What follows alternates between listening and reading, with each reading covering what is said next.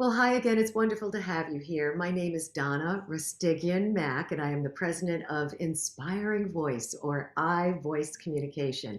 We're a company that helps to cultivate confident speakers and mindful communicators so you can thrive in business. And talk about thriving in business. With me today, I have Dr. Ruth Gotian, and her expertise surrounds not only high achievers but ready for this? Extreme high achievers. Extreme high achievers. I'll tell you, it was so wonderful to read your book, Dr. Ruth Gotian, because I came to the realization that we all have this potential, right? We all have the potential, but we've really never had the plan or the blueprint. And luckily, you wrote the book, The Success Factor, developing the mindset and skill set for peak business performance. So first and foremost, thank you so much for being here. And thank you so much for putting it all together to make it easy for us to realize that, of course, we all have more potential, but you're making it easy for us to see it and to take the steps. That was definitely the goal. That was absolutely the goal. I don't believe anybody wakes up in the morning aiming to be average. And I was here to actually come up with a plan with bite-sized chunks so that people can take small micro steps whenever they are ready in order to start improving their success. So I did the research. That's why I'm here. I love this. Now, I believe you said these words yourself. You've always been obsessed with success. True? That's right. So true. Yeah. So true. Yeah. So give us a And little background and tell us where you are today. So tell us a little bit about Dr. Ruth Gotian. Quite a history. it is definitely quite a history. And like many people, my career has not been a straight line. I actually started out in business and finance, particularly international banking. My bachelor's and master's degree are in business. Right. And I quickly realized that just because you're good at something doesn't mean you enjoy it. Mm. So I always loved working with students, but I wanted to work with grad students. I had previously worked with undergrads because I figured they have too much to lose, right? I'm not going to have to deal with some of the same issues as undergrad. Mm. And from there, I went on to run what's called a combined MD PhD program. So my students were simultaneously getting both their MD degree and their PhD degree. Mm-hmm. It's a program with a 3.5% acceptance rate.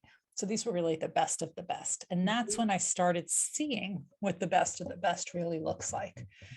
But even amongst this group, we were facing a challenge, the same challenge we're facing right now with the Great Resignation. There were people who were training for this career their entire lives, and yet they were leaving. They were leaving what we call the physician scientist workforce. Mm-hmm. We called it the leaky pipeline. And in fact, it got so bad. Books were written about it. Articles were written about it. The National Institutes of Health created a task force to deal with this challenge. Mm-hmm. But I was always interested in the other end of the spectrum. Those who were so incredible. Yes. I figured if we can create more of those people, they will more than make up for anybody who's leaving.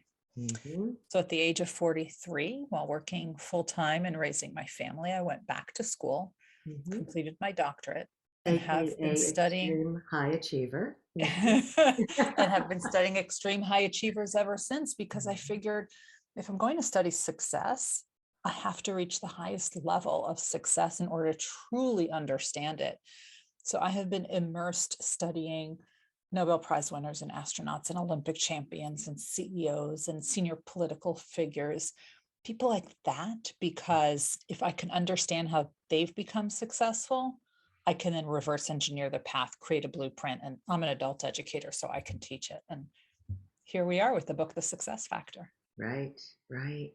And through reading the book, what came to me was how important it is for organizations when they realize they have a few high achievers, to do all they can to really treat them right, to not only retain them, but to really help them shine. Absolutely. There's actually a business case for developing the high achievers Mm-hmm. because they are 400% more productive than an average employee. But unfortunately, in most workplaces, if you get your annual performance metrics, right? Let's say it's a scale of 1 to 5, with 3 being average. If you're 3, fabulous. You are meeting Golden. expectations. Yes. Fantastic. Keep it Mm-hmm. going. If you are getting a 4 or a 5, now you are exceeding expectations. Fabulous. Keep it going. Now, what happens if you fall below average, below a 3? That's when things actually start moving. That's when things actually happen. You get a corrective action plan. You'll get sent to courses and workshops in order to improve your skills. There's actually a supervisor who checks in with you regularly to hold you accountable. Mm-hmm. Now, this is what we're doing for our low performers. Right. Shouldn't we be doing at least that for our high performers and our high potentials? Imagine if we gave them that kind of attention and those kind of resources. Imagine the innovation that can occur. Imagine the things that they can bring back to our organization. Right. I think we have it backwards. And very often, what I have seen recently is people inside of organizations will make investments into, VP level and up, right? Yes. But the new Yes. hires or the middle managers, and so often that's where high achievers can be. They are very often right out of school or have been recently promoted into an elevated position because they've been great in their field. And a lot of times the attention is not put on those specific people. And what happens? The high achievers, they notice this Mm-hmm. and they notice who's getting the attention, Right. right? And they're going to get very frustrated and they're going to start leaving. And Mm. who is the organization going to be left with? Right. At best, average. Worst case, it's all the low achievers. Now, Mm-hmm. if we switch the resources to the high achievers and the high potentials, when there's an opening, who do you think their friends are? Well, they're high achievers. So they're going to say, look, this is an organization that really develops its leaders.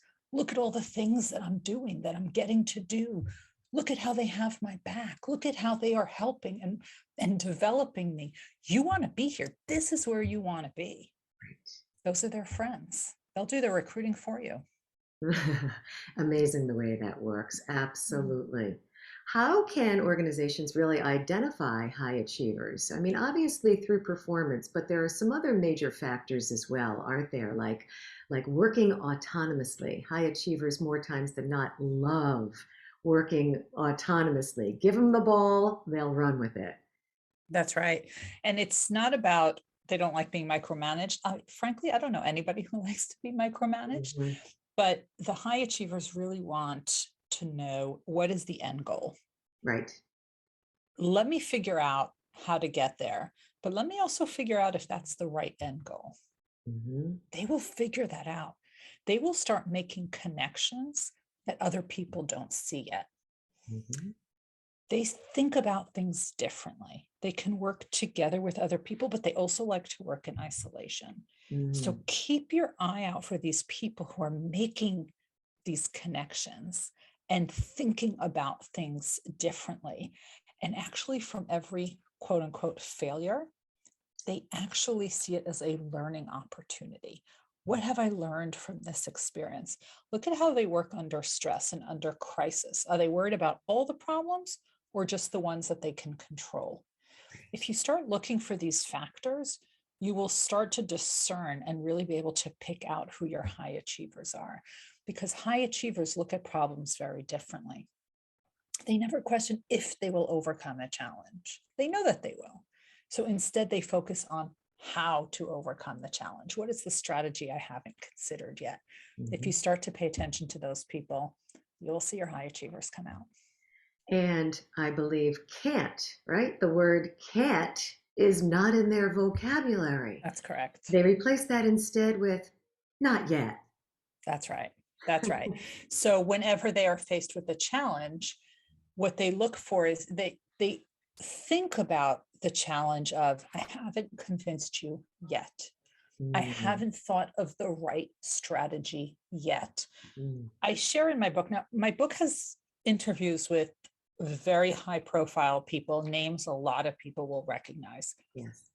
but it also has interviews with people that you likely never heard of, but I think should be household names. And a perfect example of this, no means not yet, is Dr. Debbie Heiser. Dr. Debbie Heiser, who's featured in the book, is the CEO of a nonprofit called the Mentor Project. She's an aging specialist. But before all of that, when she was a graduate student, her practicum was in a 700-bed nursing home. And she walks into the nursing home and she realizes that all these people are just sitting there completely unstimulated. And she went up to the staff and she said, I think they're showing signs of depression. And they said, can't be. We gave them this government test. It's the gold standard. They're all fine. She said, I don't think so. And she got permission to do another test. To make a very long story short, as a graduate student, she changed the way the government diagnoses depression in nursing homes. She changed the gold standard. She was a graduate student Right. taking on the government, and she You know, did it. you know what this is reminding me of, Ruth? It's feeling it, right? So she walked into that room, and according to statistics, the data, everybody was fine, but she felt it, she knew it, and she wasn't ready, willing, and able to put it down when she was rejected and when they said no. That's right. When she Mm. heard no, all she heard in her head was not yet. She got a leading article in a leading journal. She presented, she got awards. And more importantly, there's millions of grandparents all over the United States right now Mm, who can thank her right. that their grandparents are now properly diagnosed And this and story is treated. also reminding me of the four principles in your book, the four principles of the highest achievers. And how about if we go through the principles quickly and I will name each one and you can talk a little bit more about each one and really how to implement these principles so we ourselves, because we all know we have more potential, so we can reach greater potential. Okay. So the first being intrinsic, right? Internally, or intrinsic motivation. That's right. It's not about the awards, the promotions, the Mm, diplomas. That's what we call extrinsic motivation. That's when other people are judging us. mhm. That's really hard to sustain long term. But when it comes from within, this is what we're passionate about. This is our calling. This is why we're jumping out of bed in the morning. This is why we can't go to sleep at night and quiet our mind because we're always thinking about it. This is what you were put on this earth to do. You would do it for free if you could. When you know that, you have tapped into your intrinsic motivation. And it's not even just what your passion is, it's your calling. Mm. It's what you have to do. It's not about the promotions and the money and all that other stuff. I tell people astronauts are government workers, or they were until recently, right? Right. They're not making all that much money, but they can't not do it. They have always seen themselves as astronauts. So that's the first one. Therefore, what's coming to me is so take the time. Take the time and ask yourself the question. And I think everybody knows, even though they might not have the exact clear answer yet, but have they asked themselves the question, why were you put here on earth? That's right. Right? That's right. So the last third of the book really talks about implementation Yes. practices for all of these. And we'd be here for days if we discussed all the implementation practices, Hmm. because Donna, what works for you is not going to work for me. Right. And what works for me today is not going to work for me the next time I have a transition, because that's when we have these shifts in our lives. And the transitions could be a new job, a move, a new partner, a child, a new dog, a pandemic, civil unrest. All of these times cause us to reevaluate what's important, which is why for each one of the four elements of success, I actually created a buffet of options of how you can learn to implement it. So you can try it today. And like I said, what you try and I try might be very different because we're different people. But when whatever I try today is no longer working, I have other options I can choose from. Next, right? Next on the list. I love That's that. why I said you keep the book at your on your night table. Right, right. Okay, the number one principle of a high achiever is, or an extreme high achiever, is intrinsic motivation. And number two, a strong work ethic, clearly. Yes. So Mm-hmm. the work ethic, the grit, the perseverance, the resilience, all of those sexy terms that we're always using. Mm-hmm. But it's not about working 18-hour days. It's about leveraging your peak performance hours. It's not about copying someone's habit of waking up at 5 a.m. and therefore you'll be successful. That's not going to work if you're a night owl Right. and go to sleep at 2, 3 o'clock in the morning. But what you can leverage is the mindset. That is what you can emulate. So it's not about waking up at 5 a.m. It's about leveraging your peak performance hours. We have certain times of the day that we are more focused. Use those hours and leverage them for active tasks that require a great deal of focus. Do not burn those hours doing passive tasks, the Zoom meetings, the emails, the phone calls. Save that for when you're more tired. Mm-hmm. You don't need that same level of focus. So try that. So helpful for me because I'm up often at 4 or 5 o'clock in the morning. That's the time to dig in. Love that. Number three, strong foundation. That's right. Mm-hmm. It's a strong foundation, which is constantly being reinforced. What you did early in your career, you're going to continue doing later in your career. You are not resting on your laurels. Mm. So, for example, Neil Katyal argued 45 cases before the Supreme Court of the United States, more than any other minority lawyer in America. And he has done the same 3 practices for every single one of those cases. He prepares a binder that has the questions and the answers for every possible question that he might get asked. Takes that with him to court, puts it right on the table in front of him. Neil told me he has never once opened that binder, but just preparing it prepared him for the case. Absolutely. He's held moot courts. These are simulated court environments before every single one of the 45 cases. He said early in his career, he did 15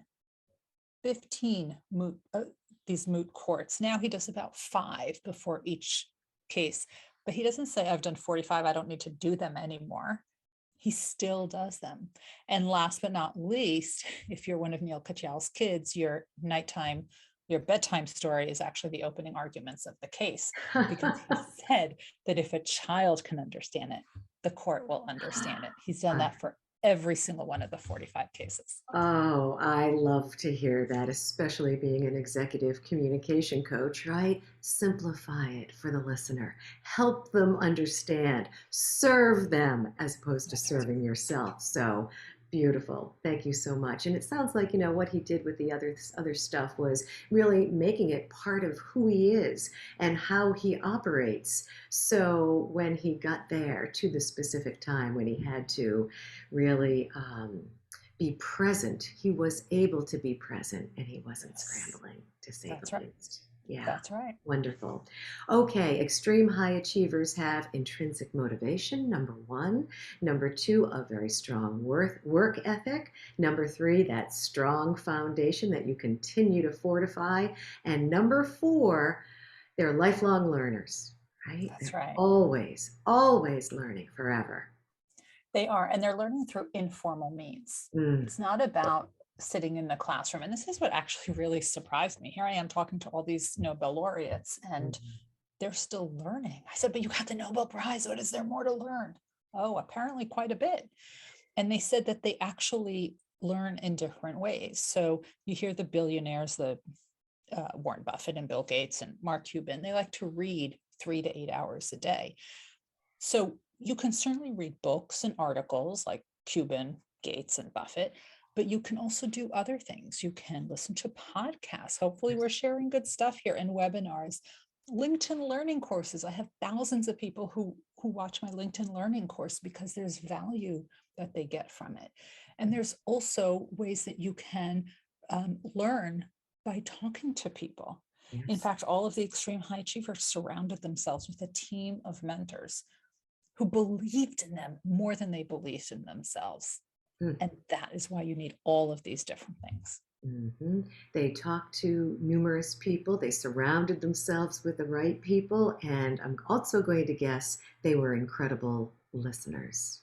Oh, yes. Oh, yes. Because they know that they do not have all the answers. Right. Love They to don't know what they don't know. Mm-hmm. Mm-hmm. You also wrote something about their egos, right? You would assume somebody who is an astronaut, a Nobel laureate, has an extremely high ego because they've achieved, right? They've achieved the awards and on and on and on. But they not only, and they don't have high egos or what we call overactive egos. Not at all. In fact, they were extremely humble. Mm-hmm. It was interesting to me. Always I asked them, especially the Olympians, oh, can you show me your medals when we're done, right? And they don't have it on display. Only 2 of them had it on display. Mm-hmm. Most of them, it's in a box under the bed, it's in the nightstand, it's in the safe. One of them had it in a brown paper bag in his sock drawer. Amazing. And I couldn't understand this. And I said, I don't understand. I think if I had a medal, I'd wear it to the supermarket. And they said, no, it was never about the medal. Mm. They said, that's a chapter in my life, not the entire story. Right. There was always something else after. It was more about the journey, about achieving something, setting a goal and working toward it. That's what it was all about. That's why the medal is not so significant. I also love the story about Olympic champion Apollo Ono when asked about his medals and about which medal was the most significant to him. He did not point to a gold, he pointed to a silver. Can you tell that story? I was shocked. That's I was amazing. shocked I by love that this one. story. He's by the way, the one who had it in a brown paper bag in the sock drawer. Wow. So the silver medal was his first medal, Mm. and that was at the 2001 Olympics, right before the finish line. And he recently actually showed the video on his Twitter. Right, he was leading. He was going to win. And, he did short track speed skating, which is a pack style. And right before the finish line, he was knocked down. Mm. And he literally crawled to the finish line and he got the silver. He won the silver. He won the silver. Mm-hmm. And he said to me, it was about still finishing. Yes. But it was also about the state the country was in. Mm. It was just a few months after 9/11. Right. We were just coming out of this dark haze that we were in. And it wasn't about, I won the gold. It was, I won the silver. I got it. I made it here. Right. We're still here. And that's what it was about. And I thought that was so touching. We're still here because we're in this all together. I love that. That's right. Okay, I'm keeping my eye on the clock here. How about just a couple of rapid fire questions and answers? You ready? Go for it. Okay. For high achievers, they have strong loyalty to their organizations more times than not. That's correct. They have a very strong loyalty, especially when the organization invests in them. Right. Mm-hmm. When you start seeing apathy, that's a bad sign. That's a really bad sign. But you will see more out of the organization because they will take a personal stake in the success of the organization if you invest in them. Love that. Extreme high achievers are also not afraid to say, I don't know, or right. This is not clear. That's right. Right. That's right. They don't know what they don't know, and they don't try to fake it till they make it. If they don't know something, they'll say, I don't understand. And you know what? They're not the only person in the room who doesn't understand. But right. Asking those questions all the time. And remember, they're always looking for learning opportunities. That's how they learn and grow. And they're not afraid to speak up. I love correct. that. I That's love correct. that. Extreme high achievers realize success is a moving target. So success, when they're striving for success, what they do is they focus on the next best task, the next best goal. That's right. Mhm. It's definitely a moving target. There's always more to do. What's Mhm. important now is not going to be important later. Mhm. And in fact, I asked Fauci, Dr. Fauci, I said, how do you pick what projects to work on? Because he has advised 7 presidents, he has worked on every single major pandemic and major medical crises, including HIV and AIDS and Ebola and SARS and COVID. And he said, I do what's important, not just interesting. But remember, these things that are important are different over time. Remember what HIV was in the 80s versus what is it now, right? He does what's important, not just what's interesting. Geez, that sounds very familiar, doesn't it?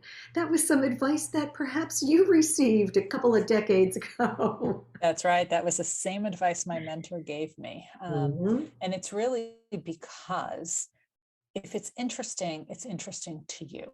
Mhm. It's like a hobby.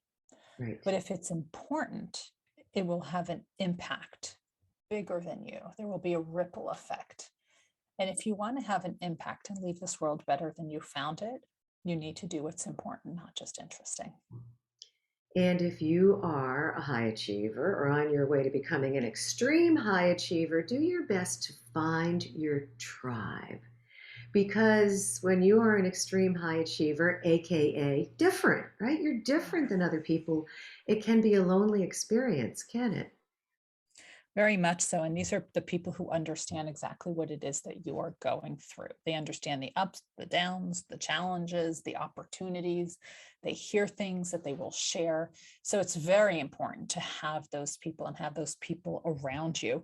Now, while you have that, what we call a community of practice, Mhm. you don't want to isolate and insulate yourself with that group. You do want to learn from other people as well and really cross pollinate between groups. Okay, Dr. Ruth Gotian, before we get ready to wrap up, the big question, how does Ruth take care of herself? An Hmm. extreme high achiever who's written the book on it. How does Ruth take care of herself? Body, mind, and spirit. So you can do this. So you can do this work and carry on to do more. Yes, I have learned that I need my sleep. I cannot function if I don't sleep.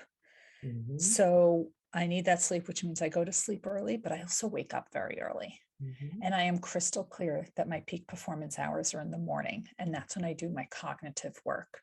And I know by 11 o'clock in the morning, I can get more done than I would the rest of the day. And I'm okay with that because I got so much done in the morning. Mhm. So being able to do that, being able to say no to certain opportunities, getting my sleep and getting good caffeine, it's all good. I'm not shy And about my need for caffeine. And if you ever need a friend, you know, text me because seriously, those are my peak hours as well. And the older I get, not old, but getting older, the older I get, it Wiser. is amazing. It is amazing. 4, 5, 6 o'clock before the sun rises very It's often. quiet. So it Yes. is, it is. And I have to tell you, this is being recorded in the spring. I heard the birds singing this morning. So it's March, right, at the time of this recording. So it was wonderful to hear. Love it. Really wonderful to hear. So perhaps you can leave us with either your favorite portion of the book or maybe one of your favorite quotes. I would like to leave us with the following from the book. And it was a quote by Curtis Martin, the Mm, Football Hall of Famer that you wrote quite a bit about. And he said, I loved this, whatever you fear in life becomes your boundaries. that's right. Whatever you fear in life becomes your boundaries. And it's not that fear, it's not that high achievers or extreme high achievers never experience fear, but I'm going to guess they learn how to befriend fear, get to know Yes. fear instead of rising above it or pushing it down. And that's often a piece of advice I give people. Call it in, right? Fear. What are you trying to tell me? And Yes. don't try to set boundaries in my life. What are you trying to tell me? Get to know your fear. And when you get to know your fear, you're much more apt to be able to really overcome it, right? Get So friendly true. with it and overcome it. Mm-hmm. So true. And Curtis Martin is a great soul. We Yes. call him a poet because he just speaks so beautifully. I could listen to him talk all day. Mm-hmm. Um, but it's really about the extreme high achievers is that they fear not trying more than they fear failing. Mm. And in fact, when I'm on the book tour and I'm signing all the books, that is the quote that I always use: fear not trying more than you fear failing. Because if you Perfect. fail, you'll actually learn something. So fear not trying more than you fear failing. Dr. Ruth Gotian, the author of The Success Factor, Developing the Mindset and the Skill Set for Peak Business Performance. It's been a blast. It has been such a pleasure to speak with you today, and I thank you so much for your time and your expertise and your knowledge and for sharing all of it with us today. My honor. Thank you. Okay. And in the meantime, I am Donna Rustigian Mac from iVoice Communication. If you like this interview and you like the channel, follow the channel if you can. And if you'd like more information about myself or my organization, feel free to connect anytime at ivoicecommunication.com. Until next time, thank you very much.